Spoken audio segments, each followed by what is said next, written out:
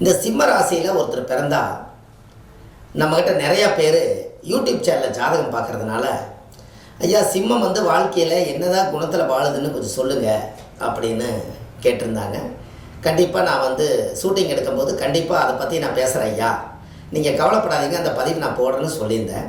இதோ அந்த பதிவு உங்களுக்காக. இந்த சிம்மம் எந்த மாதிரியெல்லாம் வாழ்க்கையில் செயல்படும் அப்படிங்கிறத நீங்கள் பார்க்கலாம். ஆணுக்காக இருந்தாலும் சரி, பெண்ணுக்காக இருந்தாலும் சரி, இந்த சிம்ம லக்கணத்தில் பிறந்தாலும் சரி, சிம்ம ராசியில் பிறந்தாலும் சரி, அதுக்குள்ளே 3 நட்சத்திரம் இருக்குது. இருந்தாலும் பரவாயில்ல, இந்த குணங்கள் என்ன அப்படின்னு தெரியணும் அல்லவா? அவங்க வாழ்க்கையில் சிம்ம ராசிக்கார் ஆரம்ப காலத்தில் ரொம்ப வறுமையில் கஷ்டப்பட்டவங்க.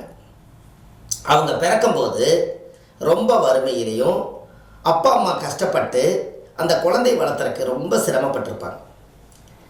இது சிரமப்பட்டு சிம்மம் பிறந்தது ஒரு இடம், வளர்ந்தது ஒரு இடம், இருக்கிறது ஒரு இடம். இந்த சிம்ம ராசியில் பிறந்தாலே, சிம்ம லக்கணத்தில் பிறந்தாலே இப்படித்தான். அவங்களோட பூர்வீகம் எங்கேயோ இருக்கு, ஆனால் வாழ்கிறது வேற ஊரில் தான் அவங்க பஞ்சம் முளைக்கிறதுக்கு அதுக்கப்புறம் 4 மனுஷங்களை பழகி, அதுக்கப்புறம் தொழில் பழகி, அதுக்கப்புறம் ஒரு வியாபாரங்கள் தொடங்கி, அதில் இருந்து வளர்ந்து இடந்தடமாகி வீடு வாசல் கட்டி அந்த ஊர் அட்ரஸை வச்சு வாழ்ந்து காலத்தை கடக்கிறதா சிம்மராசி. இந்த சிம்மராசிக்காரர்கிட்ட என்ன ஒரு விஷயம் கேட்டிங்கன்னா, அன்பாக போனீங்கன்னா தொண்டைக்குள்ளே இருக்கக்கூடிய சாப்பிட தொண்டைக்குள்ளே போயிடுச்சுன்னா கூட இந்த தொண்டைக்குள்ளே இருந்து எடுத்து நீ சாப்பிடு, எச்சியாக இருந்தாலும் பரவாயில்ல நீ சாப்பிடுன்னு அப்படியே கொடுத்துருவாங்க. ஏமாந்து இவரை நீங்கள் ஒரு தரக்குறைவாக பேசிட்டீங்கனாலோ அவரை தாழ்த்திட்டீங்கன்னா அதோடு சரி, அன்னையிலேருந்து அந்த நிமிஷமே எவ்வளோ பழகி வச்சுருந்தாலும் வெட்டு 1 துண்டு 2 தான், தூக்கி போட்டு போயிட்டே இருப்பாங்க. இந்த சிம்மம் ஒரு கௌரவத்துக்காகவே வாழ்ந்துடும். வெளியே சொல்லாது, தன்னிறைவு அடையாது, பேருக்கும் மாலைக்கும் மரியாதைக்குமே வாழ்ந்துட்டு போகும். யாராவது சிம்மராசிக்கார் உன்னை போல வாழ்கிறதுக்கு ஊருக்குள்ளே யாரும் இல்லைன்னு சொல்லிட்டா, ஆஹா அவருக்கு ஆனந்தமான ஒரு யோகம். அவருக்கு ஜாதகத்தில் பாருங்கள், அவர் படிக்கும்போது படித்து எவ்வளவு படிச்சிருக்கிறன்னு தெரியாது, ஆனால் பொது அறிவு ரொம்ப நல்லாயிருக்கும். இந்த பொது அறிவை வச்சு நேக்க பேசி எந்த இடத்துல மிரட்டணுமோ, அந்த எந்த இடத்துல அடங்கணுமோ அது கரெக்டாக அடங்கி தப்பிச்சு ஓடியாந்து. இந்த சிங்கம் இந்த உலகத்தை பூரா தெரிஞ்சுக்கணும்னு ஆசைப்படும். நல்ல ஆரோக்கியமாக சந்தோஷமாக வாழணும்னு நினைக்கும். இந்த மடிப்பு கலையாத துணி போடுறது சிம்மந்தான்.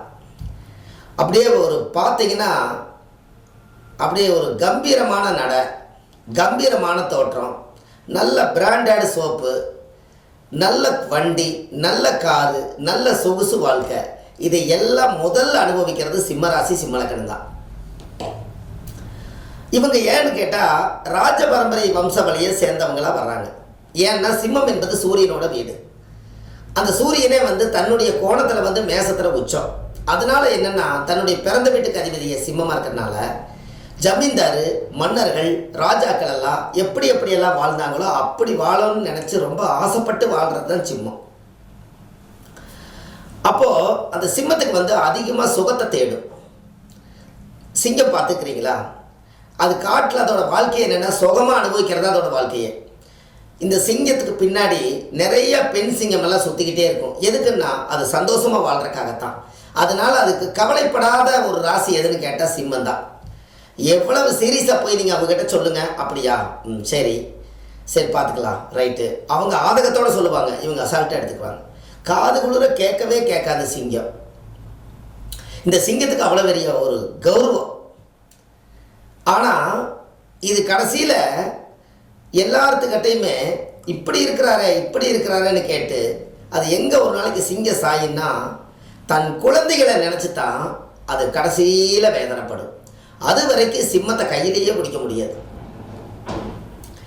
கம்பீரமான வாழ்க்கை, பெரிய பேச்சு, முரட்டு பேச்சு, எப்பேற்பட்டவங்களையும் நிமிர்ந்து நின்று பேசுறது, தில்லா போய் நிற்கிறது, பயப்படாத ராசி. அந்த கம்பீரம், தோற்றம், நகை, நாணயம், கெத்து எல்லாத்தையும் மெயின்டைன் பண்ணும். காசே இல்லைனாலும் கௌரவத்தை விட்டு கொடுக்காது.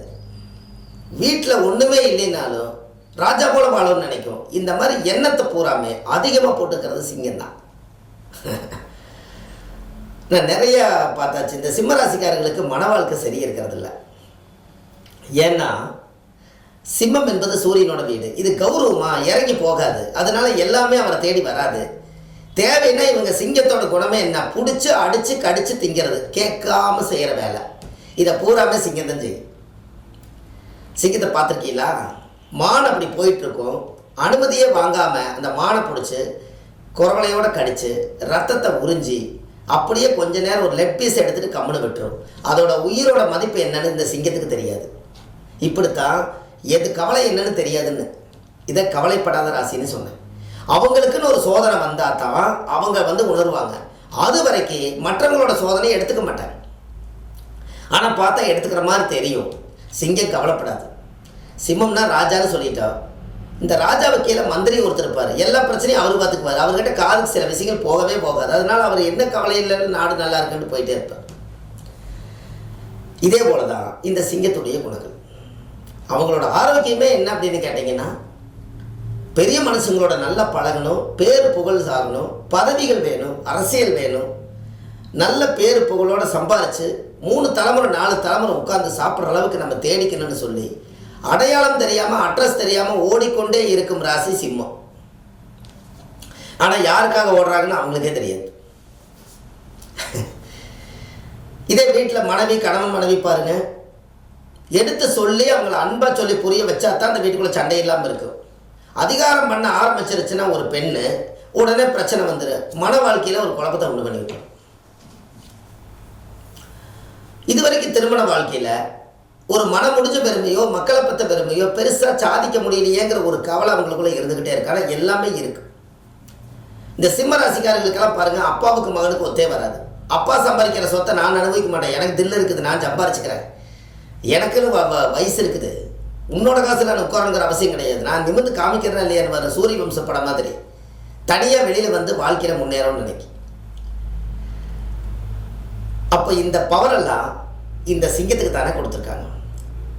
இருக்கிற மிருகத்திலேயே ராஜ மிருகம் எது? ஒரு கெஜம் என்பது ஒரு யானை. ஒரு 10 அடி உள்ள யானையை ஒரு 4 அடி உள்ள சிங்கம் அத்தச்சோட யானையவே பிடிச்சி குரவலையை கடிச்சு அத்தச்சோட உருவத்தை சாச்சு அவ்வளோ பெரிய சிங்கமே வந்து யானை கிட்டேருந்து அது முடிச்சிருதா இல்லையா? அதனால தான் அவ்வளோ பெரிய சக்தி அந்த சிங்கத்துக்கு இருந்திருக்குது. ஆனால் அவங்களுக்கு வாழ்க்கையில் நான் எதற்காக பிறந்தேன், நான் எதற்காக வாழ்ந்து கொண்டிருக்கிறேன், இப்போ எனக்கு என்ன முடிவுங்கிறது அவங்களுக்கு தெரியவே தெரியாது.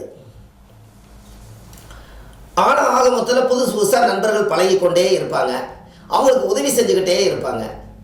ஆனால் எல்லாரும் செஞ்சுட்டு சிம்மத்தை புகழ் பண்ணி எந்த அளவுக்கு பசுமாடாட்ட பாலை கறக்கணுமோ கறந்துட்டு அவங்க போயிடுவாங்க.